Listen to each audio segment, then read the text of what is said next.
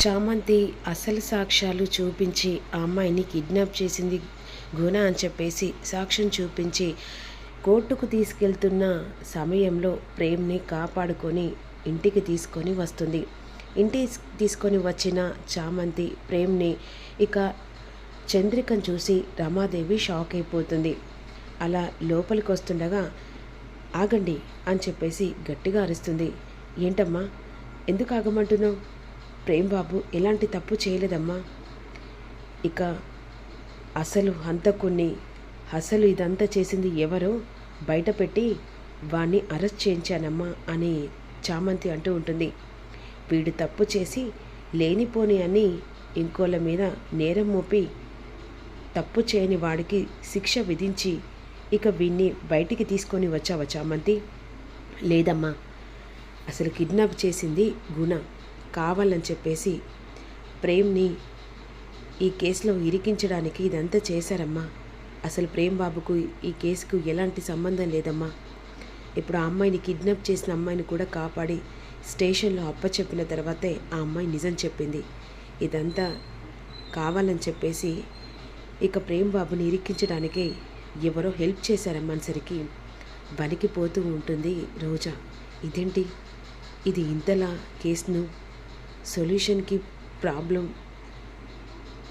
ఇక ఏం లేకుండా చేసి ప్రేమ్ని బయటికి తీసుకొచ్చింది. ఎలాగైనా కేసులో ఇరికితే ఆ తర్వాత శిక్ష పడితే ఈ 40% నాకే అనుకున్నాను కదా. అసలు ఇదేంటి ఇలా చేసింది? ఏంటి గుణతో నీ పెళ్ళి ఫిక్స్ అయిందని చెప్పేసి ఇక గుణను అడ్డు తొలగించుకునడానికి నాటకమాడి అసలు పాపం ఏ తప్పు చేయని గుణను ఈ కేసులో ఇరికించావా? నేను ఇరికించడం కాదు, మీరు ఒకసారి వెళ్ళి స్టేషన్లో నిజాలు తెలుసుకొని మాట్లాడండి. అయినా ఏంటమ్మా, మీ బాబుని కాపాడితే నా కొడుకును కాపాడి అని చెప్పేసి అనకుండా మీరు ఆ గుణకు సపోర్టుగా మాట్లాడుతున్నాడేంటి?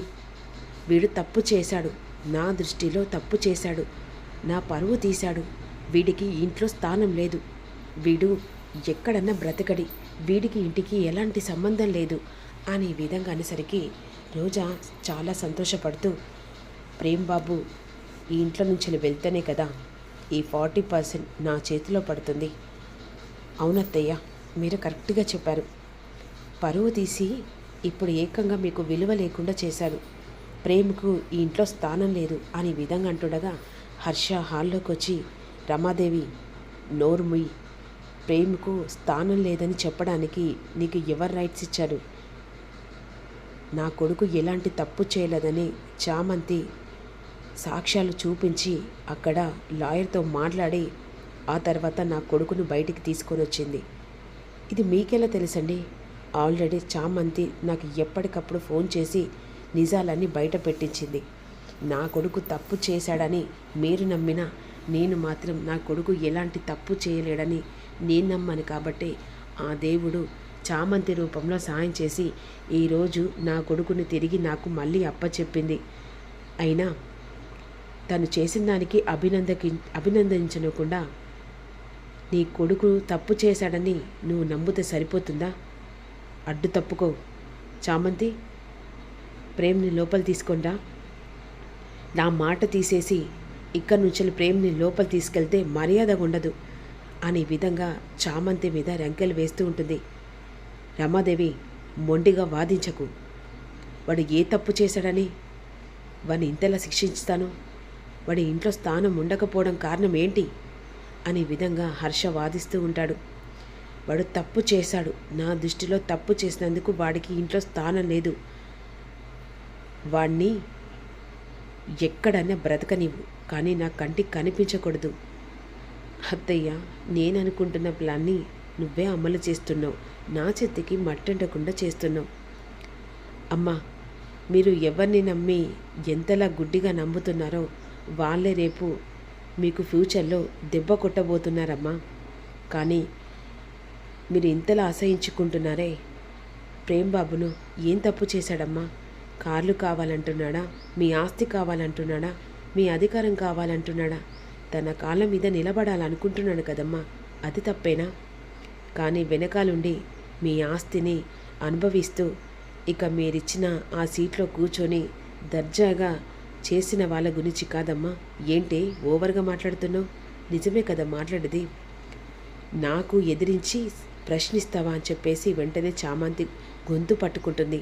ఈలోపు వెంటనే ఆ గొంతు పట్టుకునేసరికి అక్కడికి చిత్రవతి వస్తుంది. రమాదేవి అని గట్టిగా అరుస్తుంది. ఆల్రెడీ చంద్రిక ఫోన్ చేసి జరిగిన విషయం అంతా చెప్తుంది. చిత్రవతి పిలుపు విన్న రమాదేవి ఉలిక్కిపడి చామంతి గొంతు ఒక్కసారిగా వదిలేస్తుంది. ఏంటి రమాదేవి, ఏంటి చామంతిని చంపేస్తావా? నీ కొడుకు తప్పు చేయలేదని చామంతి సాక్ష్యాలతో చూపించి అసలు దోషిని అరెస్ట్ చేసి ఇంటికి తీసుకొచ్చిన తర్వాత నువ్వు నీ కొడుకును లోపలికి రానివ్వకుండా బయటికి వెలవేస్తావా? అంటే నీ పరువు అంతలా ఉందా? నీ కొడుకు ఏ తప్పు చేశాడు? నీ పరువు తీసేటట్టు చేశాడా? పరువు గురించి నువ్వే చెప్తున్నావా?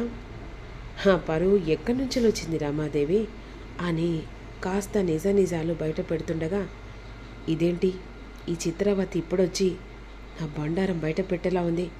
అబ్బే ఏం లేదు, నేను కోపం మీద వాడి మీద ప్రేమ లేదని కాదు. వాడంటే మాకు ప్రాణమే. కాకపోతే వాడు చేసిన దానికి నా తల తీసేసినట్టుగా ఉంది. అందుకనే వాణ్ణి కొన్ని రోజులు బయట ఉంటే వాడికి తెలిసి వస్తుందని అంటున్నా. రమాదేవి, ఎవరు ఎలాంటి తప్పు చేస్తున్నారో కళ్ళు తెరిచి చూడు.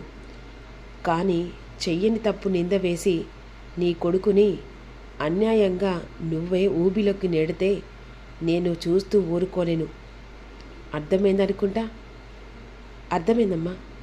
చామంతి, ప్రేమ్ని గదిలోకి తీసుకెళ్ళు, పడుకోబెట్టు, మీరు రండమ్మా అని చెప్పేసి భయంతో తన రూమ్లోకి చిత్రవతిని తీసుకెళ్తానగా రోజాకు ఇదేంటి, ఈవిడ మధ్యలో సడన్ సర్ప్రైజ్ ఇచ్చి అత్తయ్యను వణికిస్తూ భయపడుతూ ఉంటుంది.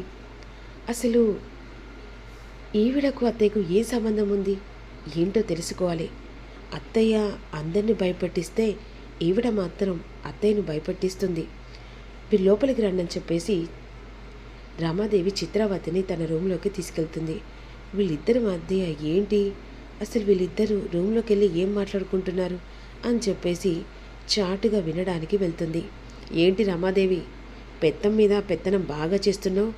నీ కొడుకును దూరం పెట్టాలని చెప్పేసి ఏదో పక్కగా ప్లాన్ చేసినట్టున్నావు.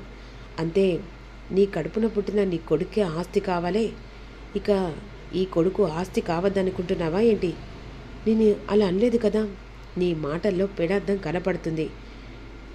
నీ రెండో కొడుకును ఎంత తొందరగా దూరం పెడితే అంత మంచిది అనుకుంటున్నావు. కానీ నీ నిజస్వరూపం నా చేతిలో ఉందని మర్చిపోకు అని అనేసరికి రోజా షాకింగ్గా చూస్తూ, ఏంటి అత్తయ్య నిజస్వరూపం ఏంటి? ప్రేమ్ని దూరం కొట్టుకోవడం ఏంటి? అసలు ప్రేమ్ అత్తయ్య కొడుకు కాదా? ఈవిడ చేతిలో అత్తయ్య నిజస్వరూపం ఏంటుంది?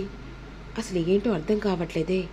సంథింగ్ ఈజ్ రాంగ్ అని చెప్పేసి రోజా ఆలోచిస్తూ ఉంటుంది. మరి ఏం జరగబోతుంది అనేది రివ్యూలో తెలుసుకుందాం.